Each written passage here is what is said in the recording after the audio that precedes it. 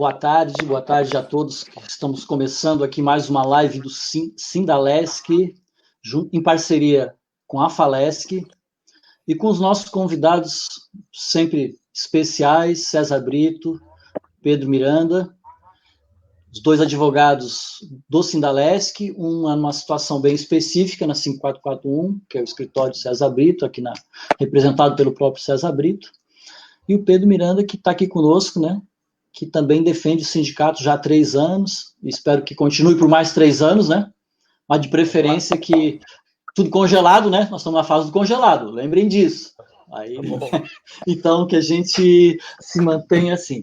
Então, assim, hoje nós vamos discutir um tema que é ADI 5441. Saiba mais sobre os seus direitos. Direitos com D maiúsculo. D maiúsculo porque é direito constitucional que nós estamos falando aqui. Estamos falando do direito que é o que está escrito, que é o que nós acreditamos que no Estado republicano vai ser respeitado. Por isso que é direito com D maiúsculo.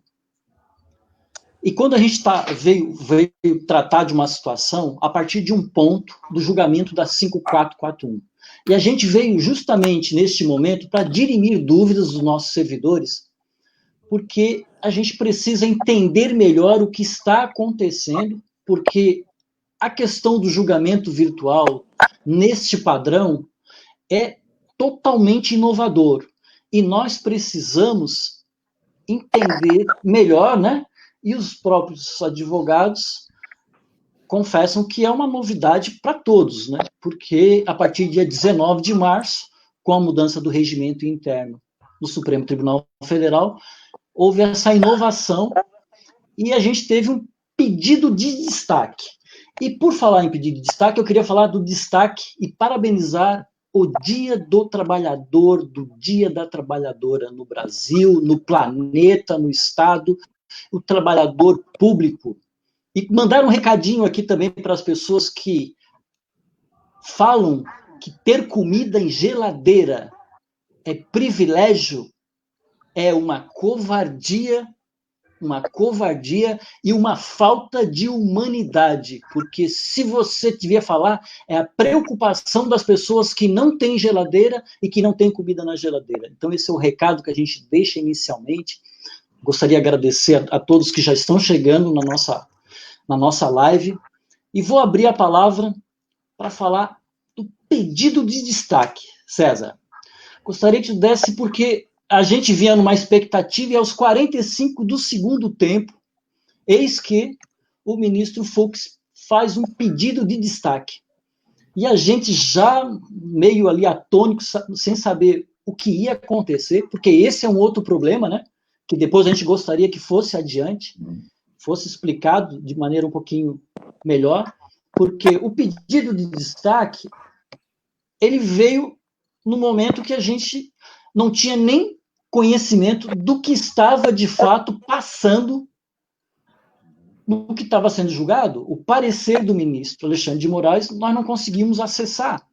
Então, eu pediria para o César iniciar a nossa conversa aqui e fazer uma introdução a partir do pedido de destaque, ou seja, uma nova história está sendo contada. Então, uma nova história está sendo contada e nada melhor do que nosso advogado de Brasília, César Brito, para começar os nossos trabalhos. Boa tarde a todos e a todas, e com destaque. O primeiro destaque é fazer um agradecimento especial à classe trabalhadora. Se nós temos hoje uma relação de respeito à pessoa humana, de respeito à dignidade do trabalho com fator constitucional, é porque a classe trabalhadora lutou e segue lutando. O dia de hoje é um dia de reflexão e um dia de luta para demonstrar de que é preciso o tempo todo combater essa lógica de que ser humano é propriedade privada a ser apropriada pelo menor preço, como quis fazer agora com a reforma trabalhista, com essa carteira verde e amarela que eu chamo quem vê cara não vê coração, tem uma cara bonita do verde e amarelo brasileiro, mas um coração perverso de retirar direitos dos trabalhadores mais ainda. Então, a saudação especial à classe trabalhadora. O outro destaque é estar com vocês outra vez. Eu acho que é muito importante estar conversando o tempo todo. A outra vez aqui eu aprendi muito e tenho certeza que vou seguir aprendendo e destacar como o sindicato tem lutado, e esse novo método moderno, que é a conversa virtual, que agora tem uma espécie também de conversa olho no olho, as pessoas se enxergam mais, o que é muito importante nesse momento, que a solidariedade se torna a melhor resposta à insensibilidade dos que acham que o dinheiro vale mais do que a vida. Bom, na última reunião que tivemos aqui, nós falamos que havia começado um julgamento de forma inédita por conta da pandemia, que era o julgamento de um processo virtual. O tribunal já tinha essa formulação de processo virtual, de julgamento virtual. A nossa ADI já tinha ingressado uma vez no processo virtual, saiu para o presencial, voltou para o presencial. E como é que funcionava? Eu estou falando no passado, porque já não mais será assim.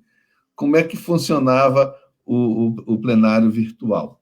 O processo era posto, e nós visitávamos os gabinetes levando o memorial. O relator colocaria o resumo do seu voto e caberia aos ministros acompanhar, não acompanhar ou destacar. Destacar significa, e era um direito de cada um dos ministros, que ele não queria mais continuar o processo no plenário virtual. E ele destacaria o processo e, em tese, para o plenário presencial. Então, o nosso processo votaria o presencial. Na formulação, no julgamento passado, uma inovação, que era a possibilidade de fazer a sustentação oral antecipada. Nós mandaríamos para o tribunal, e o tribunal, os ministros olhariam a sustentação oral. E todos nós fizemos, todos os sindicatos fizeram, e trazendo, acho que uma matéria que pode ter impressionado, eu acho que vai impressionar muito, que é a perda do objeto da ação, por conta da emenda condicional 103, que trata especificamente das incorporações ou estabilidade financeira, como alguns querem chamar. E é uma perda de objeto. Bom, havia o voto do ministro Alexandre, só conhecíamos o resumo, que ele estava dando interpretação a algumas normas, não sabíamos o que era.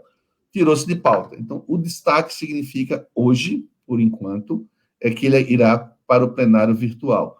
Eu vou tentar desdobrar isso depois das demais saudações, porque eu falo por enquanto, primeiro porque o plenário virtual, se voltar, já tem outra formulação, já não é mais aquela regra passada que eu vou dizer quais são. Segundo, nós temos dois tipos de plenários presenciais hoje.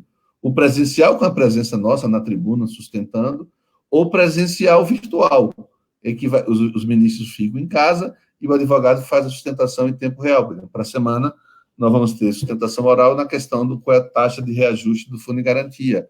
E vai ser um plenário virtual presencial. Então, qual dos três que nós teremos para esse caso, nós vamos desmembrar um pouquinho. Mas o destaque significa que o julgamento foi interrompido e ele voltará depois na sua plenitude. Obrigado, Pedro, por essa primeira intervenção. Então, aqui a gente já começa os primeiros esclarecimentos, né? Quer dizer, ou seja, destacou, retirou, né? Diferente do destaque que a gente falou inicialmente, né? Do destaque do trabalhador com a outra conotação, né? E eu gostaria de fazer um pequeno comentário, uma fala do César, que ele, sobre a questão do verde e amarelo, né? Da carteira verde e amarela, quem não vê cara, não vê coração. É bem típico da psicopatia, né? O psicopata ele é muito sedutor, né? Então a gente deixa um registro aqui também, que também o psicopata, às vezes, ele tem essa conotação de sedutor, de bom moço, de bom coração, e na verdade ele mata você pelas costas, pela frente, e com satisfação, né? Então, só para deixar isso bem claro. Pedro, palavra agora para dar o inicial. Vou tentar recolocar o Walter aqui, que também teve um problema técnico, e ao vivo é assim mesmo, né? Ao vivo a gente entra e sai e vamos ver se vai. Não está acontecendo, tem um problema técnico lá com o Walter, que eu não sei exatamente o que está acontecendo, mas, Pedro, enquanto isso, a gente vai contigo aqui. Boa tarde a todos, então. Boa tarde, Alexandre. Boa tarde, César, Walter. É uma satisfação estar com vocês aqui novamente, né? A palavra de hoje é destaque. Então, um destaque para todos os trabalhadores e para todos os servidores da Assembleia, né? Um destaque para nós também, que no dia do trabalho estamos trabalhando, então isso é muito legal. E o que nos permite isso é essa questão da tecnologia, e esse pedido de destaque aí inicial, para mim, e já finalizando minha saudação inicial, é, na verdade, um voto de esperança para a nossa ação, não é? Porque o fato de ter sido destacado e ter saído, veja, muito provavelmente, ou talvez não, mas a gente tem uma esperança aí de que o voto do ministro Fux abra uma divergência. Não, ninguém sabe a extensão dessa divergência, mas o que fica, eu acho, que esse pedido de destaque, primeiro, parabenizar o doutor César Brito, porque acho que isso tem muito do trabalho dele aí, não é? E a certeza de que o nosso processo será julgado por todos, né, doutor César? Porque a gente, como advogado, a questão que a gente tem com o plenário virtual é que ninguém vai ver, né? O julgamento é um julgamento cego, né? E agora o julgamento sendo presencial, seja presencial de fato, o doutor fazendo sustentação lá no plenário do Supremo, ou conseguindo conversar com os ministros numa sessão muito parecida com a tecnologia que a gente está usando aqui, né? A certeza de que as nossas teses serão ouvidas. E a vitória ou a derrota é o final de um caminho, mas o trabalho será feito e a nossa tese será ouvida. Então, o meu destaque inicial é que esse pedido de destaque, na verdade, é aí mais um voto, na verdade, de esperança aí para a gente que nessa luta nossa aí. Então, a minha boa tarde e os parabéns desde já, porque esse pedido de destaque aí vai fazer com que a gente tenha um debate de verdade, ainda que virtual, mas um debate presencial, não é isso? Obrigado, Pedro. Obrigado, César. E aí, já aproveitando, já fazendo mais uma interpelação ao César. Bom, com o pedido de destaque, as partes interessadas, em especial os advogados, eles já tiveram acesso ao parecer do ministro Alexandre de Moraes? Não. O destaque zera o placar, então passa a voltar a ter uma outra formulação. Em regra, os destaques implicam em tirada do plenário virtual para ir para o plenário presencial. Essa é a regra. No plenário presencial, ou com a sustentação presencial na tribuna, ou, como bem Pedro colocou, nessa forma que nós estamos fazendo, em tempo real, interagindo em tempo real, vai ser apresentado o voto do ministro e lá terá o debate, como nós estamos acostumados a acompanhar pela TV Justiça. Mas por que em tese? Porque nós já tivemos alguns casos, e o exemplo foi do Quinto, que ele estava no plenário virtual, os embargos de declaração postos pelo ministro Gilmar Mendes, e quando começa o julgamento do plenário virtual, o ministro Lewandowski pede vista, e aí foi para o plenário presencial. E no plenário presencial, chegou-se a um acordo de voltar para o plenário virtual, e voltou para o plenário virtual, era um embargo de declaração. Então, em tese, vai ter o julgamento presencial, mas com esses precedentes é possível que tenhamos.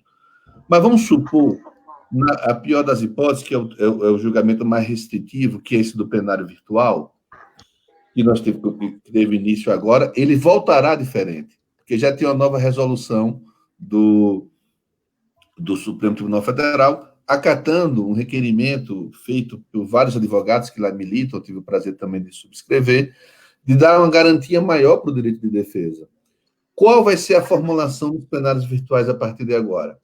Essa sua dúvida, Alexandre. Nós conhecemos o voto? Não, era só o resumo do voto.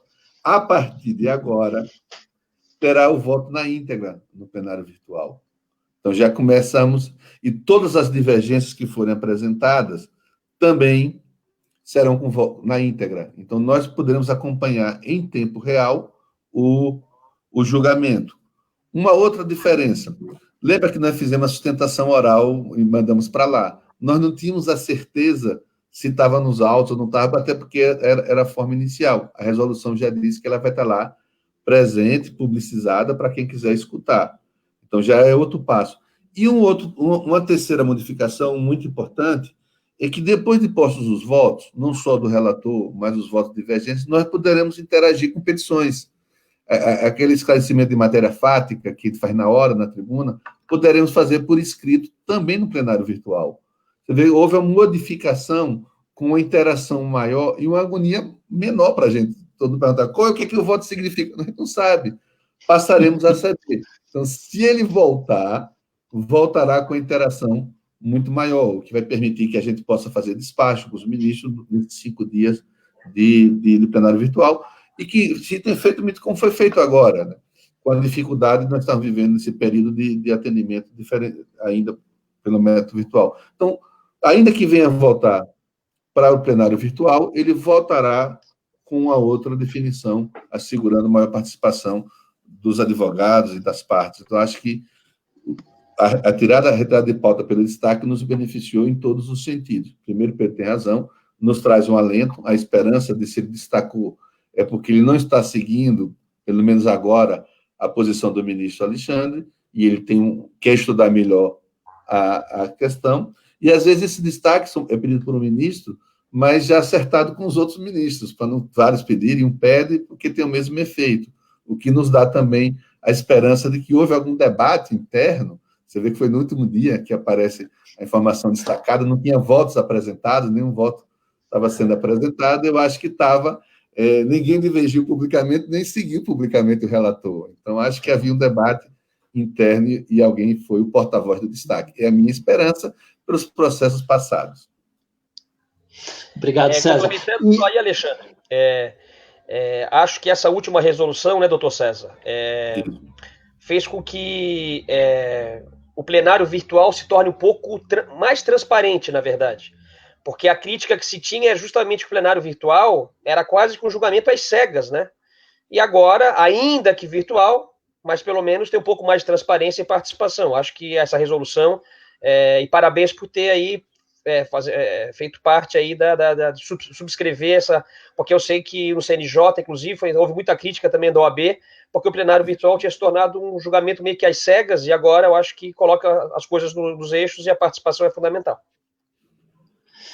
É justamente nessa linha que eu ia, que nessa fala, né, que agora os dois fizeram, é porque, na verdade, transparência é sinônimo de democracia, de republicanismo, né? Então, a gente estava meio...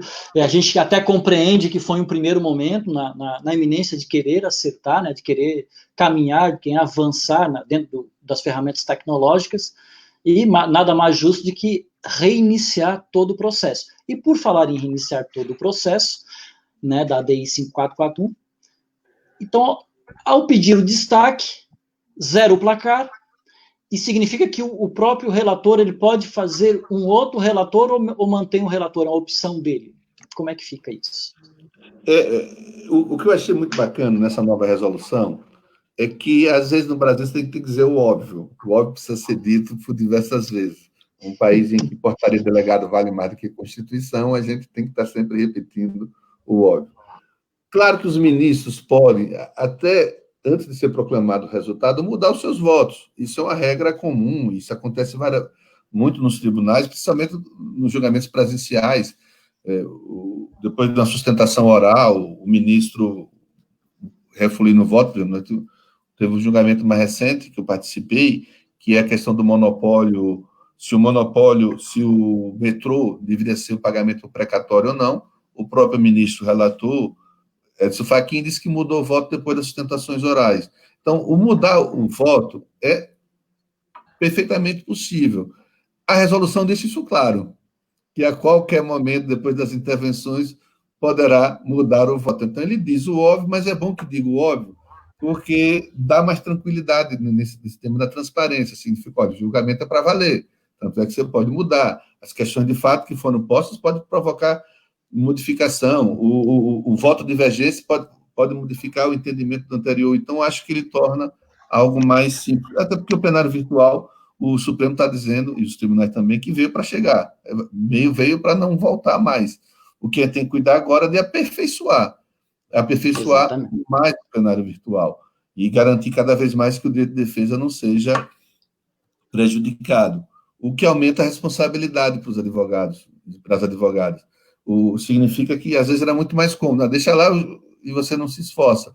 Agora, com o plenário virtual, declarando o voto, transfere também a responsabilidade maior para o advogado, porque ele já conhece os votos e vai ter que trabalhar mais agora no dado concreto e não na suposição. Numa loteria que só sabe o resultado meia-noite de sexta-feira. Então, isso você termina aí tendo uma participação maior.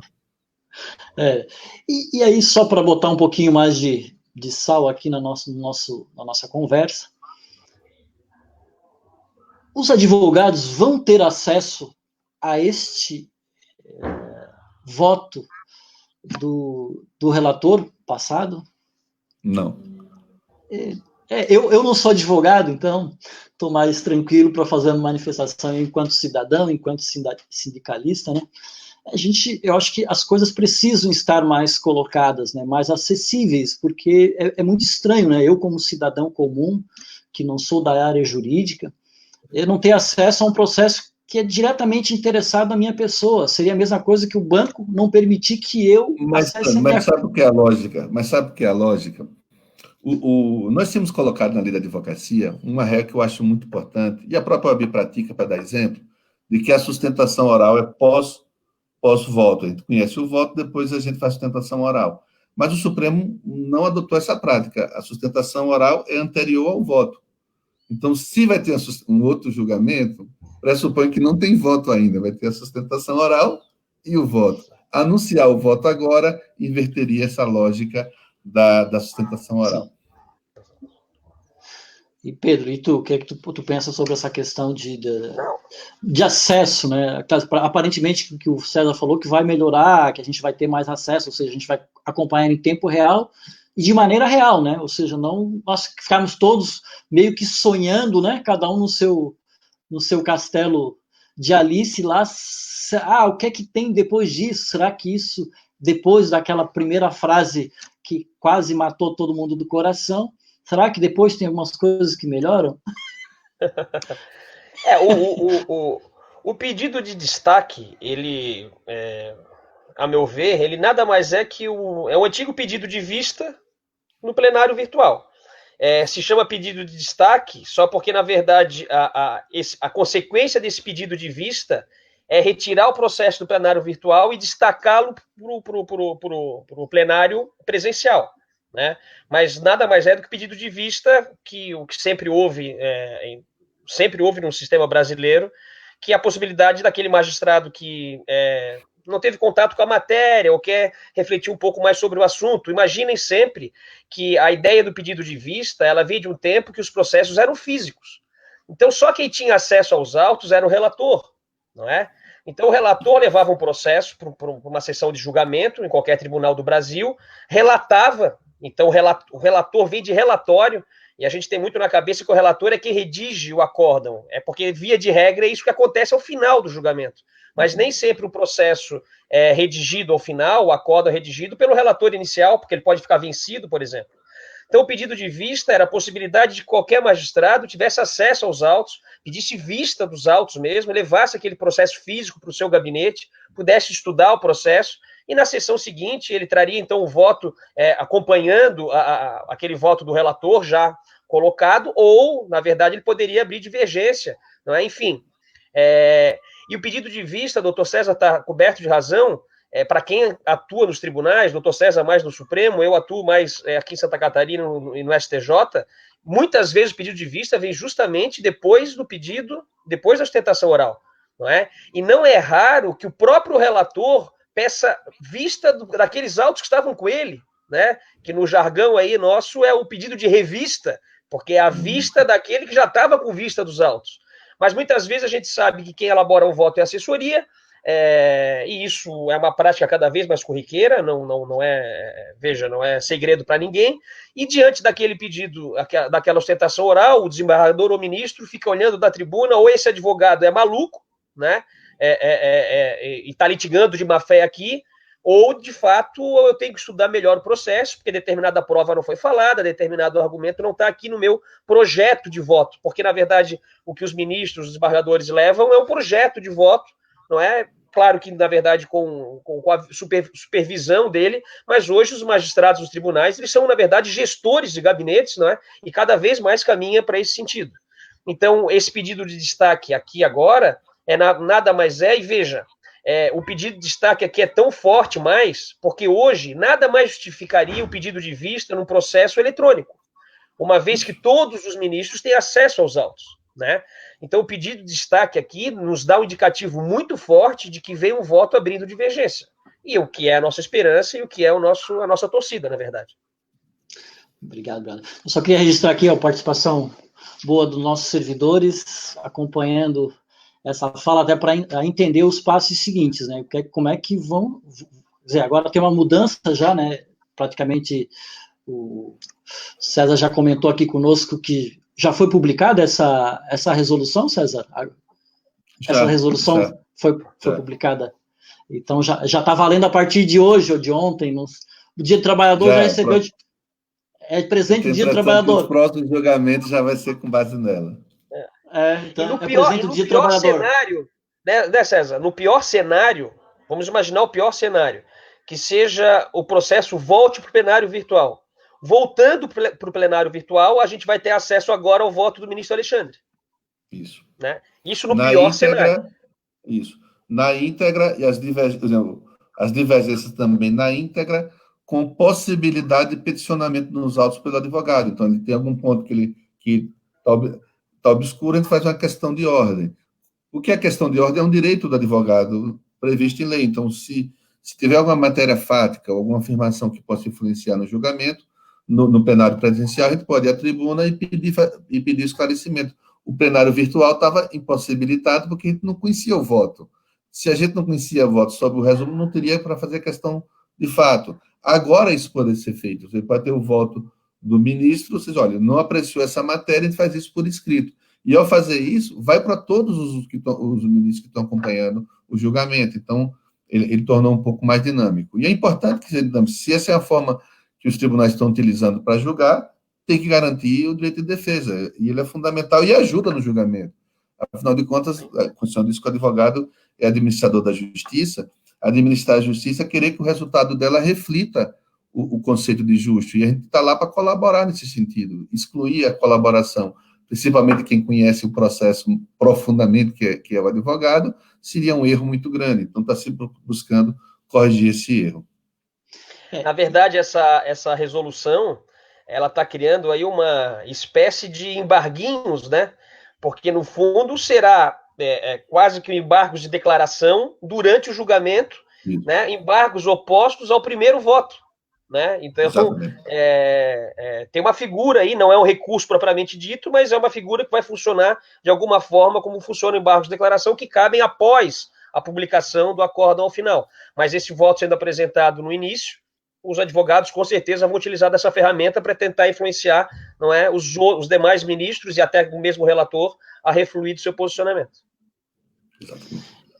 É bem importante essa fala, porque logo no mesmo dia que houve o pedido de destaque, em alguns comentários efetuado por algumas pessoas, eles eram muito cabais em afirmar, não, na verdade, agora vai para o físico por conta daquela resolução, mas o processo é tão dinâmico, assim como é dinâmico essa ferramenta que a gente está utilizando aqui para a gente se comunicar, né, com todos os interessados na matéria, ou também extra pauta, né, que não estejam interessados, mas têm uma curiosidade. Então, a gente percebe exatamente que, bom, precisamos dar conta de que não é bem, assim, duro a decisão, né? Quer dizer, agora, com essa nova resolução, a gente já pode ser reenquadrado numa segunda modalidade de julgamento virtual. Isso é importante deixar claro para as pessoas que estão nos acompanhando, porque é justamente esses esclarecimentos que nós, do Sindalesc, juntamente com a Falesc, o Walter está com um problema técnico e não está conseguindo entrar. Eu já fiz umas 2 tentativas e eu não consegui fazê-lo entrar aqui junto conosco, mas a gente está junto no processo, então é importante que a gente perceba que as coisas não são tão duras como parece, né? A lei não é dura, né? A lei tem o espírito das leis, né? Que fala-se muito, né? E eu acho que é nesse espírito das leis que a gente espera dos seres humanos julgadores que o espírito também esteja ali imbuído, porque é extremamente relevante é entender que a lei, ela também tem essa leitura, né? Eu gostaria que você até comentasse mais sobre essa questão do espírito das leis, porque muitas vezes as vírgulas, eu tenho uma lembrança lá da época do português, eu tinha uma briga enorme com o meu professor de português, porque ele sempre queria que interpretasse conforme o autor. Eu digo, mas eu nunca conversei com o autor, eu nunca sentei com ele, eu vou saber, eu vou interpretar do meu jeito. E aí, quando me deparo hoje com a justiça, eu estava numa conversa, numa roda de amigos advogados, eu falei, mas como a advocacia tem C, né? Parece que é uma tarrafa de C, né? Ser isso, ser aquilo, ser aquele outro. Então, eu gostaria que você fizesse algumas considerações em relação ao espírito das leis e essa dureza que não é tão cabal, assim, de, vai ser julgado presencialmente. Eu tenho falado muito, quando sou convidado para falar sobre, por exemplo, direito do trabalho, e vários advogados trabalhistas têm reclamado da diminuição do trabalho por causa dessa reforma perversa que se teve. Mas eu falo assim, mas filho, ou lei é como um filho. Você coloca o filho no mundo com a intenção, mas ele será o que ele quiser ser, não o que nós queremos que seja. A legislação é mais ou menos isso, né? O legislador brasileiro na reforma trabalhista foi de forma perversa, mas o resultado final será o que nós fizermos. Nós, advogados, interpretarmos, nós, Ministério Público, nós, juízes. Então, o que vai ser depende da nossa interpretação. E aí, você coloca uma coisa que é bacana, que eu falo também sobre isso. O primeiro intérprete tem que ser nosso, no advogado. Tem que pegar a lei e dar a nossa interpretação. Depois procuram como é que os outros estão interpretando. Você tem que trabalhar com o conceito de justo.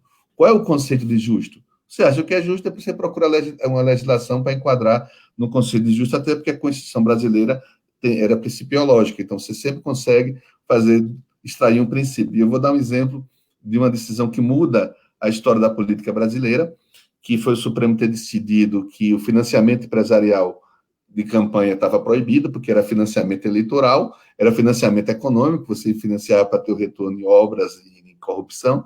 E sabe quem extraiu esse pensamento? Primeiro, uma estudante de direito. Ela, 25 anos depois, nenhum sábio tinha pensado nisso, ela olha a Constituição na sala de aula e acha que, olha, ali eu consigo retirar uma interpretação que está proibido financiamento de campanha. Fala para o professor dela, constitucionalista e, coincidentemente, conselheiro federal da OAB. Propõe a OAB entra com ação de constitucionalidade. Você vê? Surge uma interpretação nova a partir do olhar de alguém. E assim que é o direito, sempre vai ter um olhar de alguém pensando absolutamente diferente, e essa é a beleza do direito e faz com que ele acompanhe a modernidade. E eu vou dar só outro exemplo na parte do português, já que você fala do português.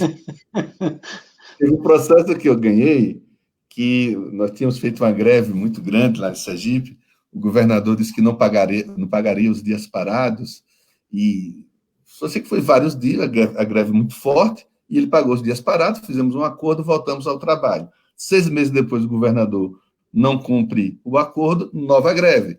Aí ele disse, agora eu não vou fazer acordo, vou entrar com dissídio coletivo para descontar dos trabalhadores. E quando entra com dissídio coletivo, eu junto à defesa, que foi o acordo que nós fizemos.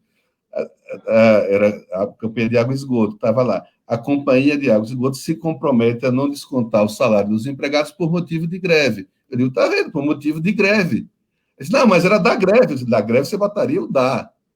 Dá é determinado. E é indeterminado. Então, nós temos um acordo que não há desconto por motivo de greve. E ganhamos no Nunca tribunal. mais, né?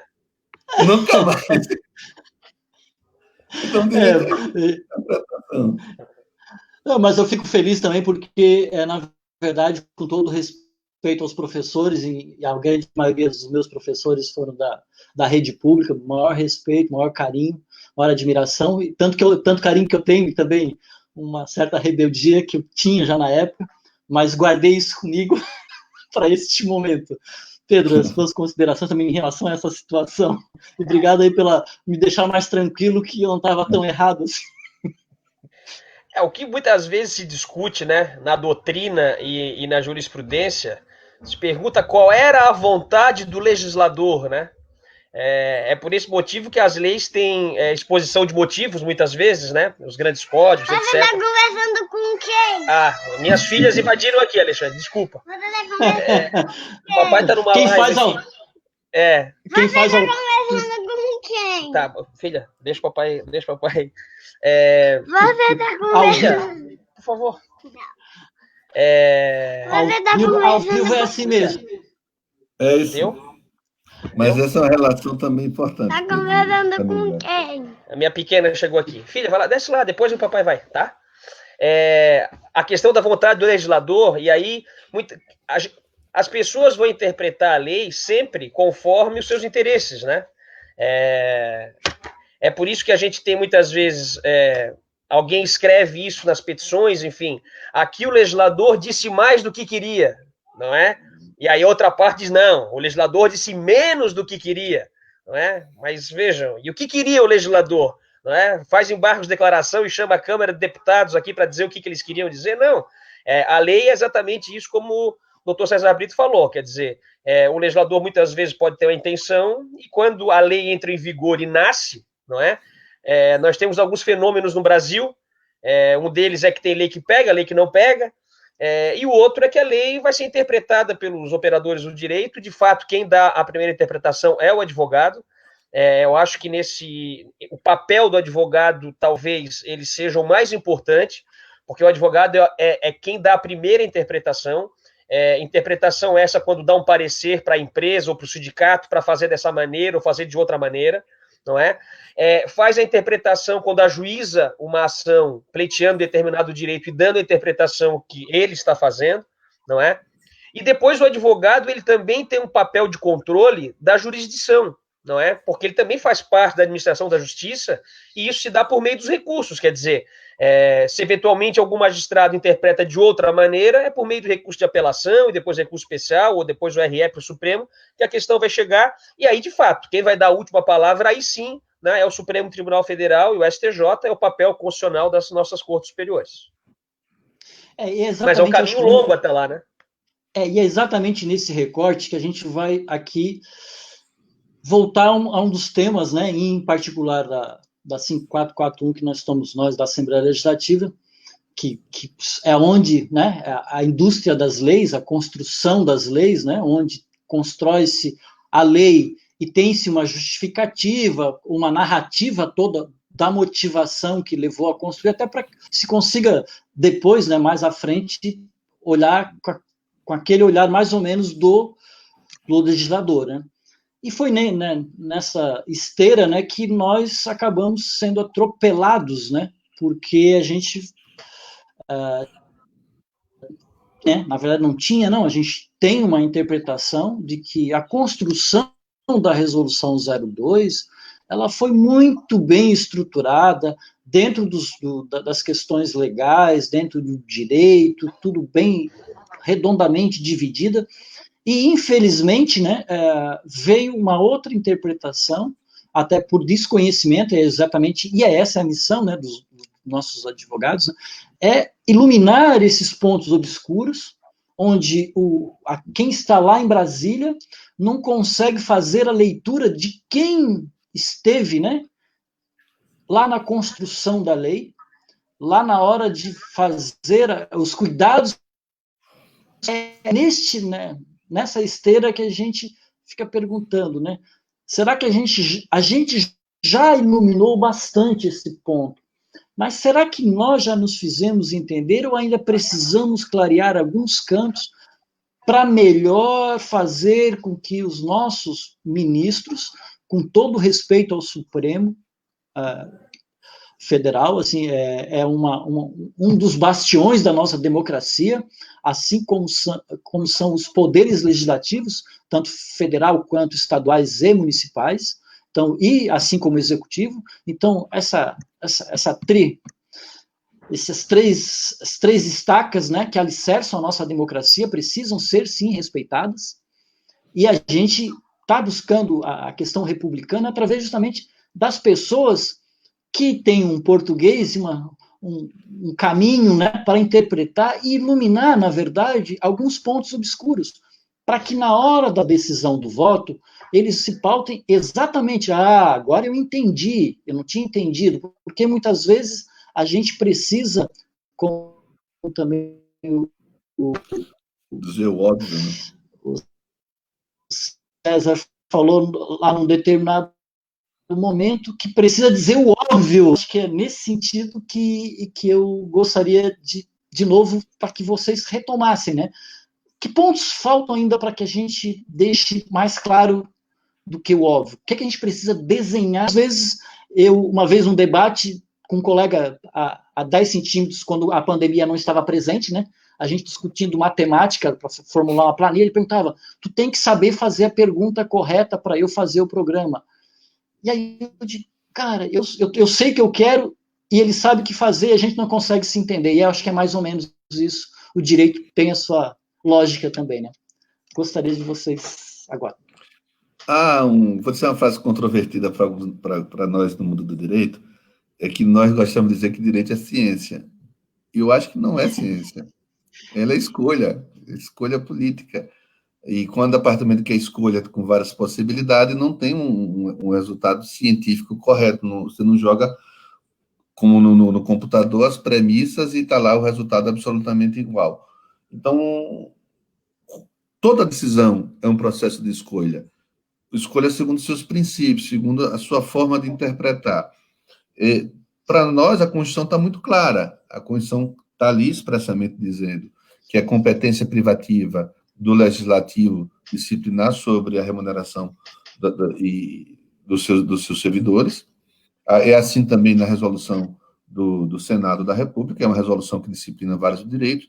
Algumas têm leis, outras têm resolução. E é como é aí na Assembleia Legislativa. Tem uma lei geral e uma resolução que disciplina. Para mim, isso está muito claro na Constituição e várias decisões do Supremo Tribunal Federal, reconhecendo a competência privativa do legislador. E o nome que se possa dar a isso é resolução, e não lei, porque lei tem uma legitimidade concorrente, não é legitimidade privativa. Também o Supremo já decidiu que a estabilidade financeira tem cunho constitucional. Tanto é assim que precisou agora uma emenda 103 da Constituição inserida para dizer que não tem, que não incorpora mais. Se está dando uma emenda constitucional para dizer que a partir de 2019 não incorpora, é porque antes era possível incorporar. Me parece que a questão é muito clara. Mas aí a gente depende da interpretação do outro magistrado. E nós não estamos vivendo num momento interpretativo pró-servidor público, porque o servidor público ele é sempre enquadrado como responsável por todos os males do país. Não é a má gestão, não é a corrupção, não é sempre o servidor público é apontado como se fosse Marajá. Aliás, um presidente da República foi eleito com esse nome, eu sou caçador de Marajá. E a reforma da Previdência era muito nesse sentido, acabar com privilégios. Então, infelizmente, essa repetição de que o servidor público é o causador dos males e os trabalhadores também no seletista, às vezes encontra eco em algumas interpretações. Infelizmente, às vezes o julgamento é muito mais pró-Estado do que pró-direito. Espero convencer, e nós convencemos, Pedro, que pensou a primeira causa, que ele é o intérprete primeiro dessa discussão, nós temos convicção de que a interpretação está correta. Agora é fazer o casamento da nossa interpretação com a decisão do julgador. E essa é uma tarefa que exige visita diária, reinterpretações diárias, que nós estamos fazendo, e agora que são para 11 ministros. Eles darão a última palavra sobre a nossa causa. Acho, inclusive, né, porque ele pode decidir também que houve a perda do objeto da ação por conta da emenda 103, e esse debate volta também lá para a base. Então, ainda nós estamos no terreno das dúvidas, que vamos esclarecer com cada vez mais, com agora os jogos voltando a ser jogados na sua integralidade com o pedido de destaque do ministro Luiz Fux. Beleza. Pedro, manifestação em relação a esse tema. Gostaria de fazer alguma manifestação não, é isso sobre mesmo, É isso mesmo. Essa questão da interpretação, até agora, o diálogo foi feito apenas com o relator. A partir do momento que inicia o julgamento, esse debate ele multiplica por 10 vezes, porque outros 10 ministros terão agora acesso. Então, agora sim a gente vai ter o posicionamento do Supremo. Ainda que o ministro Alexandre mantenha o posicionamento dele, é o posicionamento de um. Né? É claro que é muito melhor a gente ter o voto do relator favorável, mas eu sempre digo que, sobretudo no Supremo, em que muitas vezes funciona como 11 ilhas, né? e muitas vezes, até mesmo nos julgamentos 6-5, etc., a gente consegue ver o placar final, mas muitas vezes nenhuma tese é vencedora em relação à razão de decidir, a ratio decidendi, enfim. É complexo, os julgamentos do nosso Supremo são muito complexos, né? Podem vir aí 11 votos, um para cada lado, né? Porque o Supremo funciona muito diferente dos outros tribunais. É bom que o servidor fique atento a isso, porque nos outros tribunais a gente tem, na verdade, no máximo 2 votos, né? Um voto do relator e um voto de eventual divergência. E no Supremo, as grandes questões, muitas vezes, você tem aí 10, 3, 4, 5, ou os 11 ministros proferindo cada um voto, e muitas vezes o Supremo tem dificuldade de saber qual foi o resultado final. Né? Não foi nenhuma, nem 2, nem 3, nem 4, nem 10 vezes que isso aconteceu no Supremo, porque cada ministro profere um voto num sentido e a dificuldade de ter Bom, e a maioria decidiu o quê? Né? Então, acho que esse debate está começando agora no colegiado. Até agora, apenas com um magistrado, e agora esse diálogo, vamos dizer assim, esse contraditório, a questão da nossa ampla defesa está sendo aí agora espalhada para os 11 ministros. E aí, claro, uns vão dar mais atenção, outros vão dar menos atenção, é assim que funciona mesmo, não é? As pessoas não são iguais, cada magistrado de um jeito, mas o destaque foi a grande vitória aí da semana, vocês podem ter certeza disso, o jogo está aberto. Não, isso o Pedro coloca uma questão de uma expressão que ficou popular recentemente e causou estranheza para o Supremo, não causa estranheza para os demais tribunais, que é aquela expressão que a ministra Rosa Weber utilizou da colegialidade, de que é preciso compreender a decisão do colégio. E por que causou estranheza? Porque cada ministro é um ministro em si mesmo, no Supremo Tribunal Federal. E eles não se apegam nem nos seus próprios votos. Constantemente eles modificam seus próprios votos. Então, isso nos dá uma dificuldade muito grande. Por exemplo, uma decisão ruim para nós, que foi a greve dos servidores públicos, vários ministros mudaram os votos dele. Houve a desistência do mandato de segurança, o Supremo tinha acabado de decidir que o mandato de segurança pode ser desistido a qualquer tempo, foi desistido da greve, e eles não acataram a desistência. Então, você vê que toda hora há uma modificação dos ministros dos próprios julgamentos. E é isso, como nós estamos assim, olha, a estabilidade financeira já foi decidida pelo Supremo Tribunal Federal. Essa é a nossa esperança. Mas cada ministro, além de ser diferente, eles não são vinculados nem às próprias decisões. Marco Aurélio, num debate sobre o ficha limpa, ele disse assim, eu não sou comprometido com meus próprios erros. E aí mudou o voto dele, na mesma hora. Então, é muito diferente. Como diz o Mané aqui, se o vento soprar para o sul, vai de um jeito, vai para o norte, vai do outro. Então, é assim que funciona. Então, depende do vento, né? Porque essa questão, acho que a gente sabe que toda essa influência da conjuntura, né?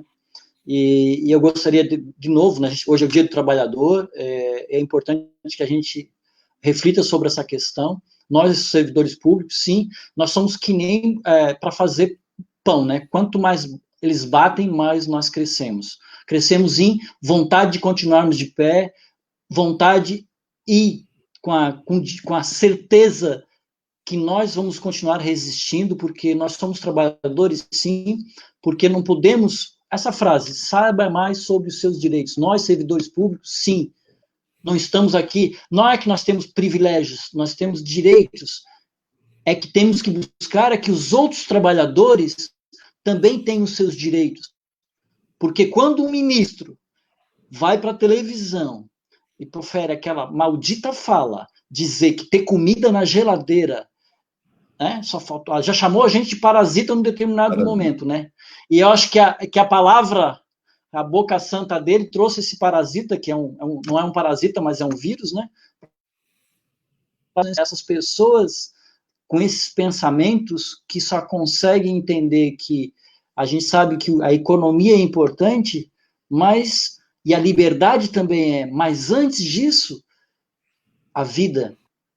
E aí, quando nós estamos falando desse julgamento, nós estamos falando de vida de pessoas que se estruturaram ao longo de 10, 15 anos, muitos dos nossos aposentados, que precisam, e não é que eles têm privilégios, eles adquiriram direitos, acreditaram no que estava escrito, Isso é mais importante. Eles acreditaram, porque no momento, imagina, que a gente não conseguia acreditar naquilo que está escrito na Constituição, apesar de estarmos aqui compreendendo que, claro, tem a questão interpretativa, tem o que cada um, o seu olhar, né? E o seu olhar vem muito da sua razão e da sua vivência, né? Como é que ele construiu a sua vivência neste mundo?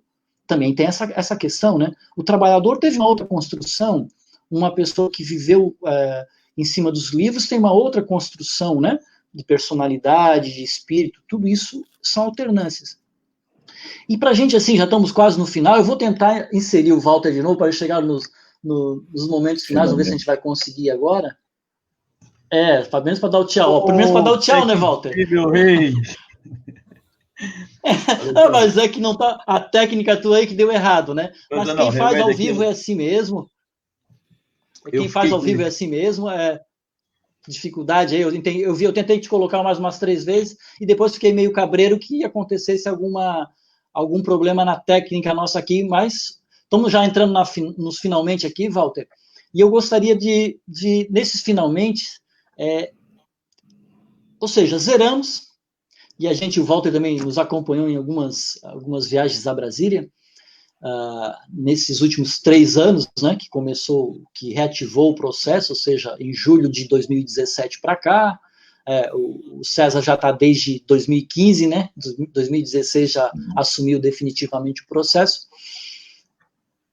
ou seja, zerou tudo, começamos a peregrinação, memoriais, a hora que eles nos pautarem, a gente volta à peregrinação, dependendo de como vai ser, né? E só para saber, Pedro, César, nessa nova resolução, os memoriais, eles têm tipo essa terceira opção virtual, né? Que seria a defesa vai ser colocada ao vivo, como nós estamos aqui, né? Em live. Os memoriais vão ser entregues presencialmente, vão ser só entregues virtualmente? Tu já tem essa noção? Todos os processos, isso não modifica. A possibilidade de entregar memorial aos ministros continua como era antes e permanece agora. E é importante você levar os memoriais, às vezes entregando ao ministro, às vezes entregando ao assessor, aquele que é encarregado pelo ministro de fazer o voto, às vezes ele vai despachar com o ministro, com o próprio assessor de lado. Então, isso está absolutamente igual. O que vai ser modificado é que alguns despachos serão via teleconferência. Alguns ministros do STJ já estavam praticando isso já há alguns anos, há algum tempo. O Supremo estava relutando a fazer o despacho por videoconferência, mas já começamos a ter, já fiz alguns despachos também por videoconferência. Então, o ministro designa o horário, a gente entra, conversa e faz o despacho. Então, mas isso não impede a entrega dos memoriais. O que nós estamos discutindo, mais no STJ, no CNJ, é a possibilidade de apresentar o memorial nos autos. Não tem essa figura, mas nós já estamos fazendo. Teve um julgamento essa semana que ia começar na sexta-feira, do STJ, e nós apresentamos o memorial por escrito, não está lá previsto, mas nós juntamos. Se está nos autos, obriga a se ler. O relator tirou do processo de pauta. Então, isso, nós estamos construindo um novo mundo, e a gente tem que ousar na construção do novo mundo. O não, é aquilo que todo mundo diz. O não a gente já tem. Então, a gente arrisca fazendo peticionamento. Então, se ele achar que não cabe ajuntar de memorial, ele manda desentranhar. Mas já leu. Então... E, Pedro, qual a tua leitura? Tem alguma colocação a respeito dessa situação? Não, tranquilo? Eu estou de acordo com o doutor César.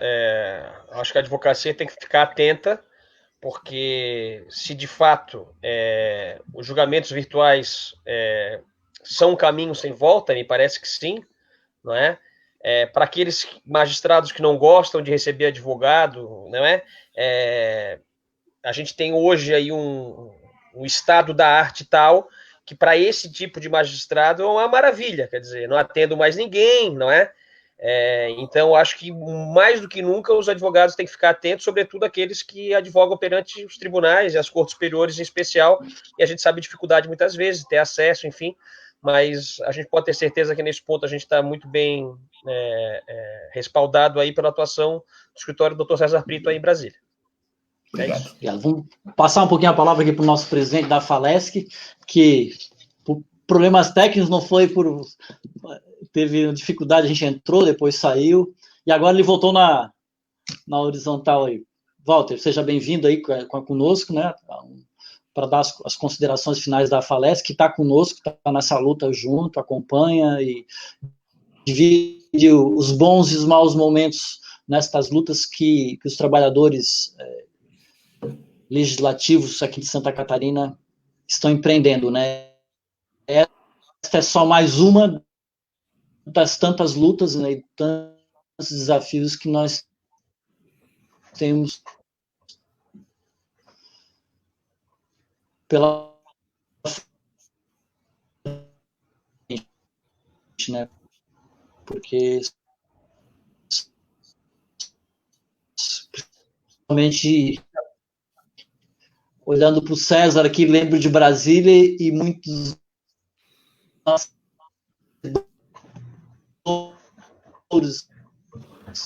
das tentativas de destruição do serviço público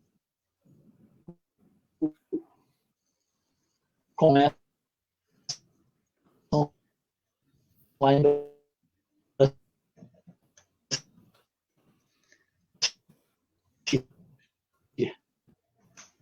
Alexandre, estão me escutando? Estou sim. Tá. É que realmente é um probleminha meio diferente. O vírus nesse tentativa, cara, da destruição do serviço público, muitas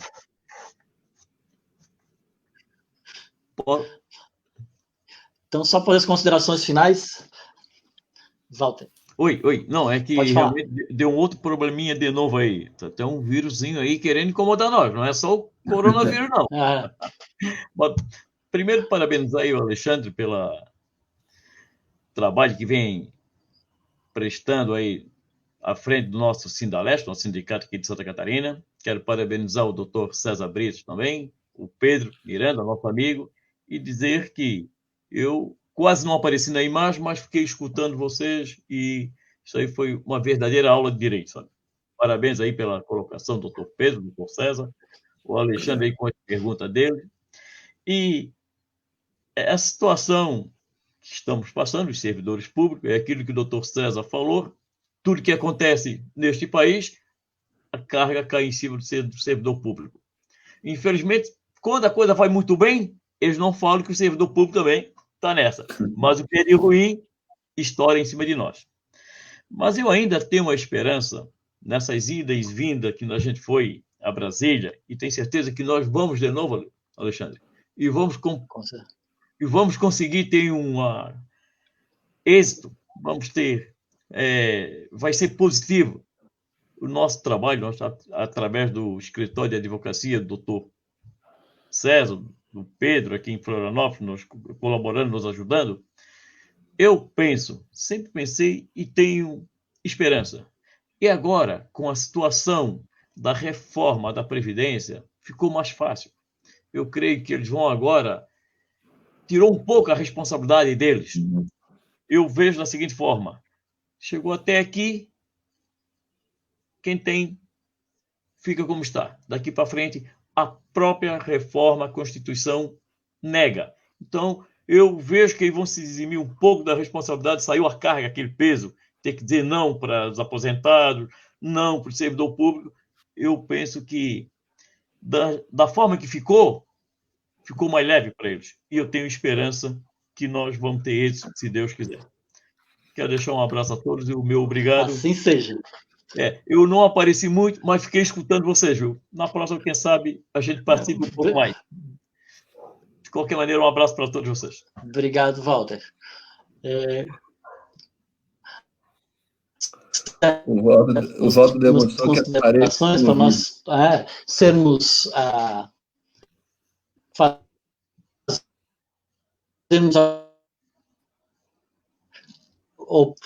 fazer aquilo que as pessoas dizem que a gente não consegue, né? Iniciarmos e terminarmos mais ou menos no horário. Aproveita esse final do Dia do Trabalhador. César, a palavra para finalizar.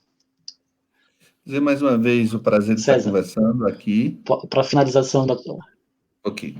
Muito obrigado de novo por terem nos escutado e a confiança em mim depositada no nosso escritório, que eu trabalho em equipe, que começa com o Pedro. Se não tivesse...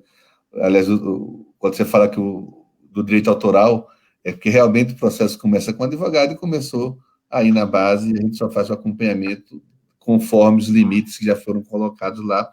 E agradecer a confiança, desejar um bom término da classe internacional do trabalho, para que esses dias sejam revertidos em vários outros dias, 365 dias dedicados à classe trabalhadora, e aí incluindo servidores públicos, e não apenas um dia de reflexão.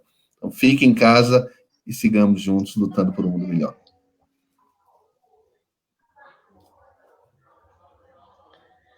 Da mesma forma, para mim foi um prazer mais uma vez participar aqui, Alexandre. Obrigado, César. Me coloco à disposição sempre, né? E de poder dialogar com vocês aqui, especial com o Dr. César também. É um prazer sempre. E desejar a todos aí um final aí de feriado, um bom final de semana a todos, né? Nesse Dia do Trabalhador. E aquela coisa que todos estão falando, se puderem, fiquem em casa. Aqui em Florianópolis, na Ilha Especial agora, uso obrigatório de máscara para quem estiver na rua. Forte abraço a todos. Obrigado, gostaria de agradecer a participação de todas e todos, né, que estiveram acompanhando a nossa live. Alguns esclarecimentos importantes foram feitos para compreendermos, né, deste ponto, né, não só nós quatro aqui, como outras tantas pessoas que estão envolvidas. E numa outra oportunidade, espero contar novamente com vocês para dirimir algumas dúvidas que possam surgir, né, ao longo da nossa caminhada. Obrigado, bom final do Dia do Trabalhador, que todos nós que estamos aqui somos trabalhadores. Obrigado pela presença, obrigado a todos e todas também que estiveram nos acompanhando. Um abração. Outro.